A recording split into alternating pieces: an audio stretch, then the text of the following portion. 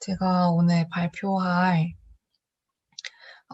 뭐 논문은 Language Models are Unsupervised Multitask Learners라는 그 GPT-2에 관한 논문이에요.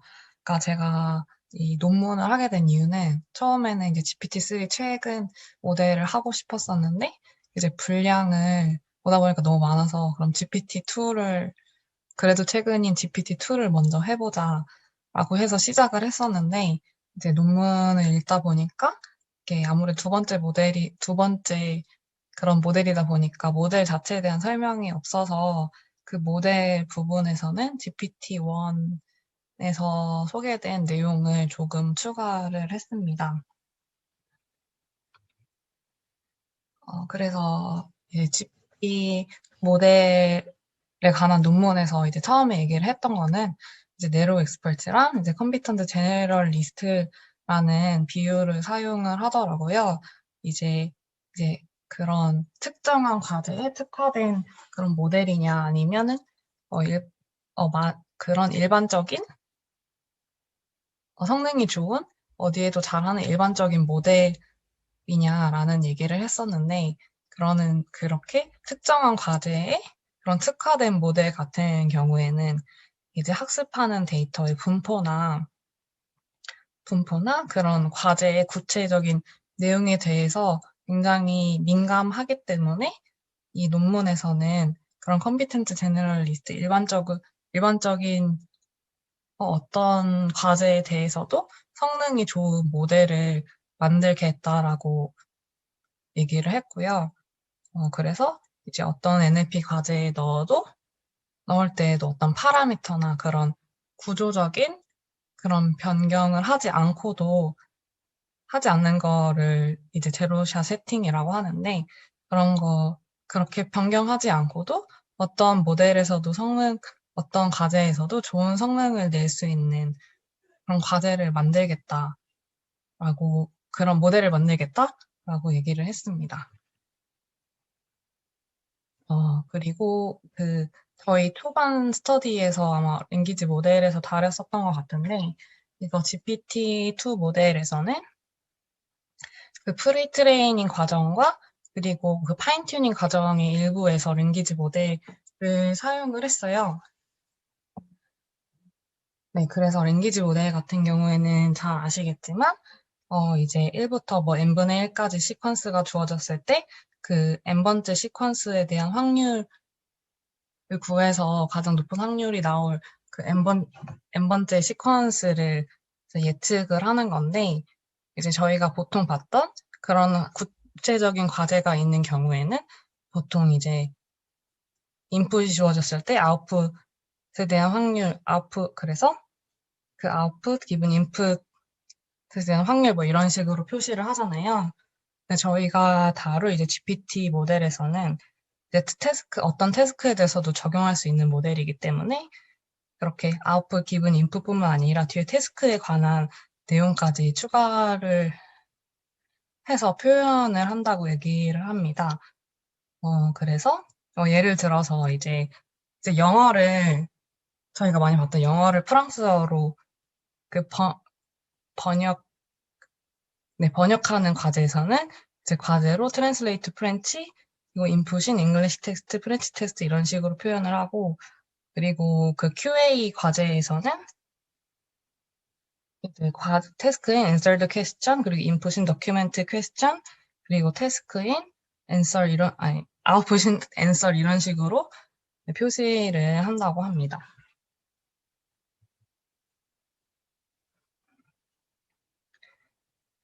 그리고 언급을 했던 것이 이제 supervised objectivity랑 unsupervised objectivity에 관한 내용인데요.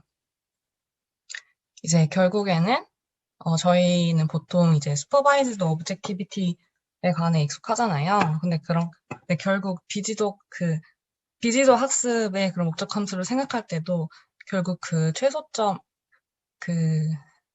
최소점은 결국 지도 학습이나 비지도 학습인 경우에나 같을 텐데, 이 논문에서 궁금했던 거는 그런 비지도 학습에서도 지도 학습에 그런 최소점을 구할 수 있는가에 대해서 의문을 제기했었어요. 그런데 이제 선행 실험에서 확인해 봤을 때는 충분하게 큰 언어 모델에서는 그 다양한 과제를 수행하는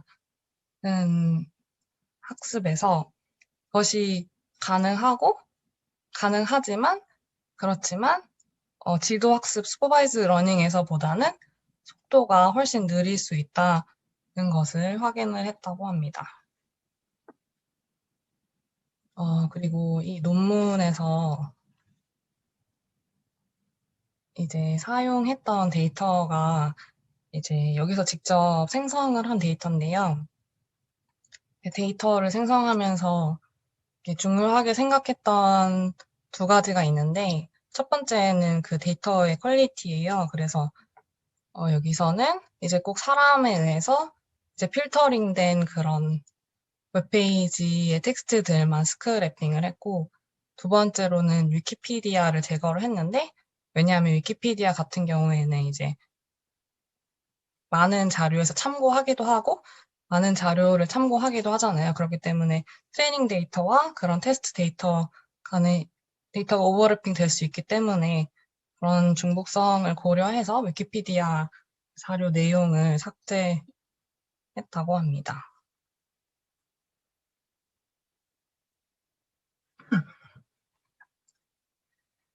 네, 그리고 나왔던 부분이 이제 바이트 페어 인코딩을 사용해서 그 인풋 데이터를 토큰화 했는데요. 이제 바이트 페어 인코딩은 그 데이터를 축약하는 한 방법이라고 해요. 그래서 그 제가 앞에 써놓으신 간단한 예시를 보시면 이제 AAA, BDAA, BAC라는 그런 예시가 있을 때 가장 많이 등장하는 AA를 이제 대문자 Z로 치환을 하고 그 다음에는 이제 많이 등장하는 AB를 Y로 치환하면 ZYD, JYAC라는 식으로 변경이 됩니다. 그래서 보시면 이렇게 그 보캐블러리의 사이즈는 ABCD에서 ABCD 4개에서 ACD, YZ 이렇게 5개로 증가를 했지만 그 데이터의 그 길이로 볼 때에는 처음 데이터에서 11개였지만 축약을 했을 때 7개로 해서 좀 데이터가 축약되는 것을 확인을 할 수 있고요.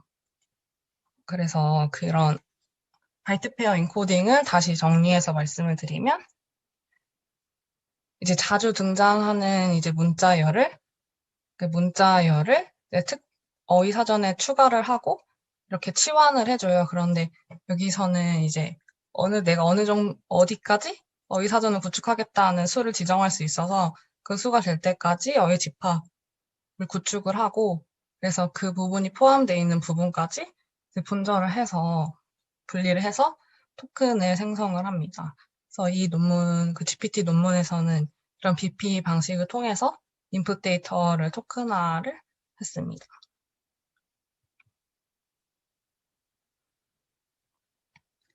네, 그 다음으로는 모델에 관한 내용인데요. 이 부분 앞으로 한 두세 페이지 정도는 GPT-1 그 논문에서 참고한 내용입니다. 그래서 이제 모델은 이제 첫 번째는 그 비지도 학습의 프리트레이닝 과정을 거쳤고 두 번째는 이제 지도 학습의 파인 튜닝을 했는데요. 비지도 학습 프리트레이닝 부분을 보시면 그 전에 보시던 그 랭귀지 모델 그거와 비슷한데 그 여기서 K 같은 경우에는 UI-K 부분의 K는 컨텍스트 윈도우의 크기를 나타내고요. 그 세타 부분은 파라미터입니다. 그리고 언스퍼바이즈드 프리트레이닝 과정에서는 멀티레이어 트랜스포머 디코더를 사용을 했는데요. 그래서 여기서 U는 그 토큰의 컨텍스트 벡터이고 그 N은 그 멀티레이어의 숫자고요. 그리고 E 같은 경우에는 그 토큰 임베딩, WP 같은 경우는 포지셔널 임베딩인데, 그래서 H0 같은 경우에는 그 토큰 임베딩과 콘텍스트 베터 토큰을 곱한 뒤에 포지셔널 임베딩 값을 더해주고, 그 나머지 그 레이어 부분에서는 그 전 단계 레이어를 트랜스포머 블락을 거칩니다. 그리고 마지막 단계에서는 히든 레이어에서 얻은 값을 토큰 임베딩과 곱해주고 소프트맥스를 구하는 방식으로 이제 언슈퍼바이즈드 프리트레이닝 과정이 진행이 되고요. 그 다음으로 슈퍼바이즈드 파인 튜닝 같은 경우에는 이제 프리트레이닝된 모델에서 이제 그런 HA 값을 구하고 그 값과 실제 타겟 값인 Y에 임베딩된 값을 곱하고 그 소프트맥스 방식을 통해서 이제 확률을 얻습니다. 여기서 특이했던 점이 이제 그 랭귀지 모델을 이제 보조적인 목적 함수로 사용을 한 건데요. 이렇게 사용을 했을 때는 그 슈퍼바이즈드 모델의 일반화 성능을 높일 수 있고 또 그런 수렴 속도를 높일 수 있다는 점에서 장점이 있다고 합니다. 그 다음 부분은 이제 방금 말씀드렸던 이제 파인 튜닝 방법, 만약에 분류 방법이라면 이제 인풋과 아프로치 구조가 굉장히 간단하잖아요. 근데 잘 아시다시피 이제 NLP 태스크 같은 경우에는 이제 인풋 데이터가 이제 과제에 따라서 인풋 데이터가 달라질 수 있는데 구성이 어떻게 인풋을 만들고 모델을 구성을 하냐 그거에 관한 내용입니다. 가장 위에 있는 클래시피케이션 같은 경우에는 이제 간단하게 텍스트와 하나의 텍스트를 분류하는 방식으로 구조가 생겼지만 이제 텍스트 인테일먼트 같은 그 과제 같은 경우에는 그게 두 개 문장이 있을 때 서로 포함이 되는지 뒤에 문장이 앞에 문장이 포함이 되는지 안 되는지에 관한 내용이잖아요. 그래서 앞 문장, 프리마이즈, 그리고 구분자, 그리고 하이포테시스 한꺼번에 입력을 하는 방식, 이렇게 구분자를 사이에 두고 입력을 하는 방식이고요. 그 다음에 문장의 유사도를 구하는 과제에서는 텍스트 1과 구분자 텍스트 2 한 가지가 있고, 그 다음에 텍스트 2, 구분자 텍스트 1 두 개의 인풋이 있는데 이걸 각각의 트랜스포머 구조에 넣고 나중에 더한 후에 선형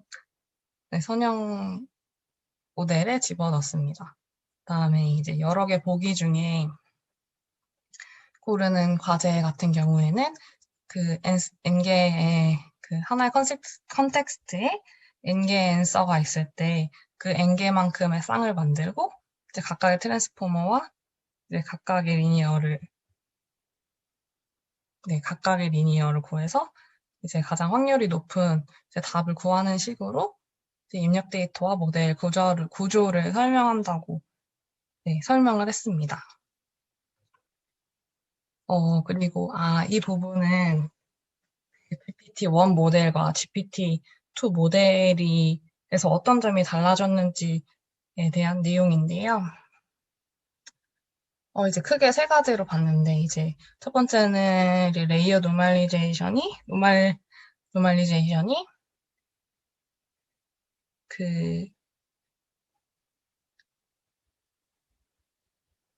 각각 서블락의 인풋으로 옮겨졌고, 그리고 그 마지막 셀프 언티션 블락에는 추가가 됐다고 하고요. 그리고 그 레지듀얼 레이어의 그런 웨이트는 루트 n분의 1, 그 n이 레지듀얼 레이어의 숫자인데 루트 n분의 1만큼 스케일링이 됐다고 합니다. 그리고 전체적으로는 보캐블러리 수가 늘어나거나 보키블러리 수가 늘어나거나 이제 컨텍스트 사이즈를 늘리거나 아니면 배치 사이즈를 더 크게 지정하거나 하는 식으로 모델이 전체적으로 더 커졌다 생각하시면 될 것 같습니다. 다음은 네, 그 실험에 관한 내용인데요. 이제 그 GPT-2 모델에서는 이제 7가지 태스크를 대해서 실험을 했었어요. 그래서 앞에서 말했던 대로 정말 컴피턴트 제너럴리스트가 맞는지에 대한 과제를 실험을 했고요. 그 중에서 맨 마지막 실험을 제외한 7개 중에 6개에서 이제 소타보다 더 높은 성능을 기록을 했습니다. 그래서 제가 아래에 그 퍼플렉시티를 적어놨었는데 저는 이 개념을 처음 봤어가지고 이제 정리했었는데 아직 명확하게는 더 이해는 못했지만 이제 퍼플렉시티는 이제 사람으로 생각할 때 이제 헷갈리는 이제 말이 헷갈린다 그런 뜻이잖아요. 그래서 헷갈리는 정도를 의미를 하기 때문에 수치가 낮을수록 더 성능이 좋다라는 식으로 이해를 하면 된다고 합니다. 그래서 네, 본 논문에서는 그 7가지 모델에 대한 설명이 다 나왔었는데 그 설명을 드리는 건 좀 지루할 것 같아서 여기서 람바다랑 CBT라는 2가지 실험에서 되게 성능이 소타보다 더 훨씬 더 좋아졌다라고 설명을 해서 2가지를 간단하게 말씀을 드리도록 하겠습니다.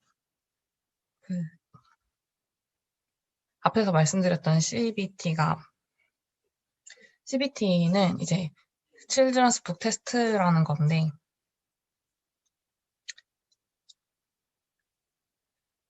이제 그 어린이들 텍스트에서 이제 빈칸이 있을 때 10개의 선택지 중에서 맞는 답을 선택하는 과제입니다. 그래서 그 옆에서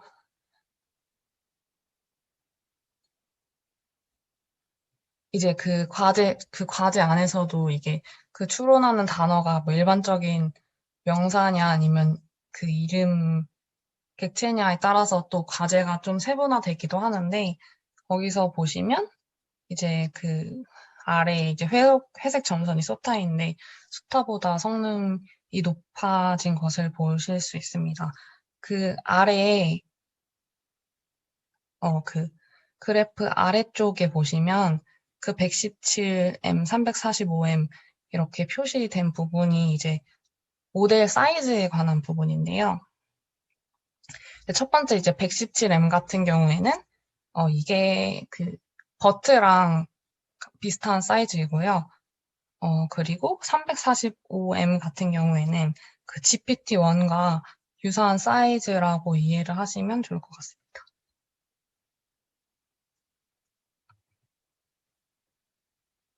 그리고 이제 람바다 실험에서는 이제 문장의 마지막 단어를 예측을 하는 건데요.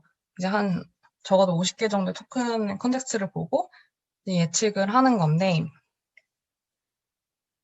이제 결과적으로는 그 GPT-2가 이제 소타보다 더 높은 성능을 기록을 했는데, 재밌었던 점이, 이제 GPT-2 모델을 통해서 예측을 했을 때 좀 에러가 났던 예시를 보면, 이제 그냥 에러가 났을 때 문장 자체는 괜찮은데, 그게 파이널 월드로는 적절하지 않았다는 거예요. 그래서 모델에 추가적으로 이제 스타블드 필터를 넣었을 때는 정확도가 더 높아졌다는 내용입니다. 네, 제가 준비한 내용은 여기까지이고, 네, 궁금한 거 말씀드리면, 네, 아는 부분에서 말씀드리겠습니다.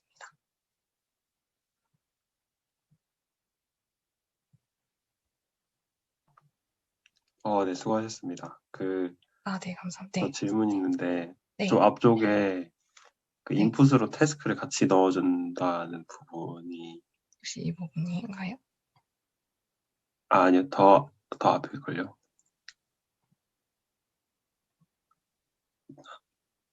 한 2, 3페이지?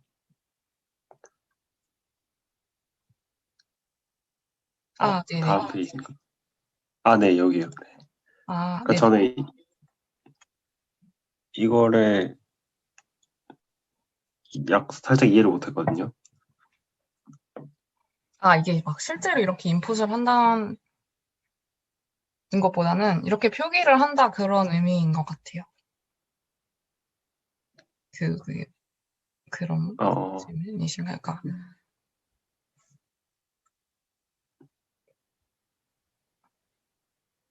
네, 그러니까 여기서 네. 그러니까 일반 모델이니까 이렇게 과제에 따라서 이제 인풋이나 구조가 달라질 수 있잖아요. 아, 그냥 그 얘기를 하는 거군요. 네네네. 그러니까 일반적으로는 그런데, 그러니까 이거를 아, 이제 일반화 모델이다 보니까 이렇게 그냥 표시를 한다라는 네, 맥락으로 저는 이해를 했습니다. 아, 네, 알겠습니다. 네. 그 발표 잘 들었습니다. 네. 모델 설명하는 부분에서요. 네네. 그 설명이 그러면 GPT-2 설명이고, 9번 슬라이스에서 네. 똑같이 GPT랑 GPT-2 둘 다 이런 식으로 다 나뉘어서 이렇게 모델이 형성이 되는 건가요? 그리고 그 차이점은 10번 슬라이드인 건가요? 네, 맞아요. 여기 음, 제가 모델 설명 7, 8, 9 부분은 네, 네. GPT 모델의 그 논문을 참고한 건데, GPT 1, 2 다 동일한 거고요. 이제 차이가 있는 부분은 이제 레이어 노멀리제이션이나 뭐 그런 레지듀얼 레이어의 웨이트나 그런 크기 정도 차이가 네, 있습니다. 그러면은 그 네, 레이어 노멀리제이션이 네, 이동했다고 하는데, 네, 그러면은 9번 슬라이스에서 네. 보면은 얘가 어, 어디서 어디로 이동했다는 건지 혹시 알 수 있을까요? 아, 지금은 뭐라 하지? 레이어 안에 있는데? 네, 네, 네, 네. 네. 그게 궁금해서. 그래서 그림이 이동된 모델인 건지 이동 전 모델인 건지 잘 이거 제가 모르겠어요. 보여드린 게 이동 전 모델이고요. 네. 제가 발표 전에 자세히 안 봤는데, 이게 그러면 이 서블락의 인풋으로 들어갔다는 옮겨졌다는 거니까? 아,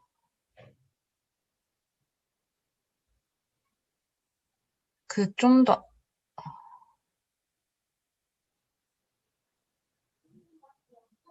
네, 앞부분으로 담겨졌다는 것 같은데, 네, 네, 발표 끝내고 정리해서 한 번 더 말씀드리겠습니다. 감사합니다. 네.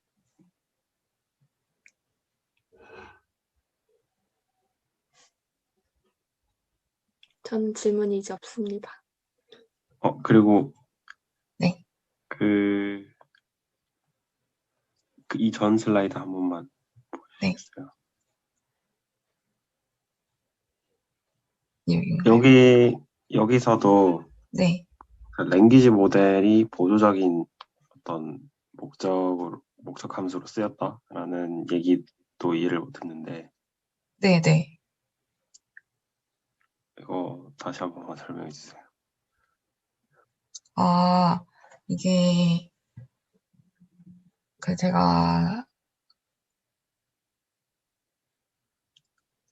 이것도 혹시 그냥 그러니까 unsupervised learning 모델에다가 네. 슈퍼바이즈드로 파인 튜닝 하는 과정을 했으니까 unsupervised learning 과정이 보조적인 거다라는 얘기인가요? 아닌가? 아, 그것보다는, 뭐냐. 앞에 unsupervised 프리트레이닝 과정에서는 이제 네. 랭귀지 모델 목적 함수가 그러니까 주 수단으로 쓰였었는데 슈퍼바이즈드 파인 튜닝에서는 이게 주 목적 함수가 아니고 그러니까 보조적으로도 쓰여서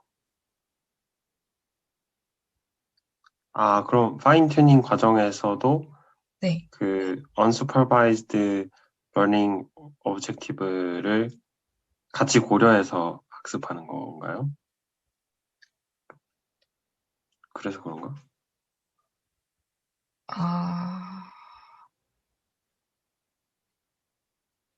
아, 네, 제가 그게 앞에 있던 앞에서 사용한 그 랭귀지 모델 그 목적 함수 그대로 사용한 건지는 따로 모르겠는데, 제가 오늘 논문에서 가져오진 않았는데, 이제 여기에서 이제 보조적으로 쓰는 그 랭귀지 모델 함수가 뭐 L1, L2,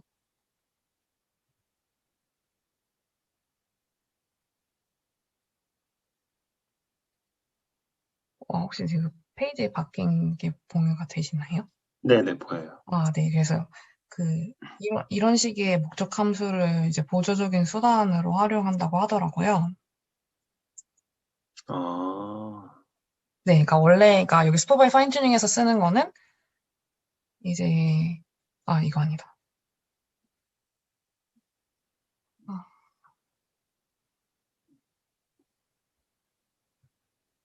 아,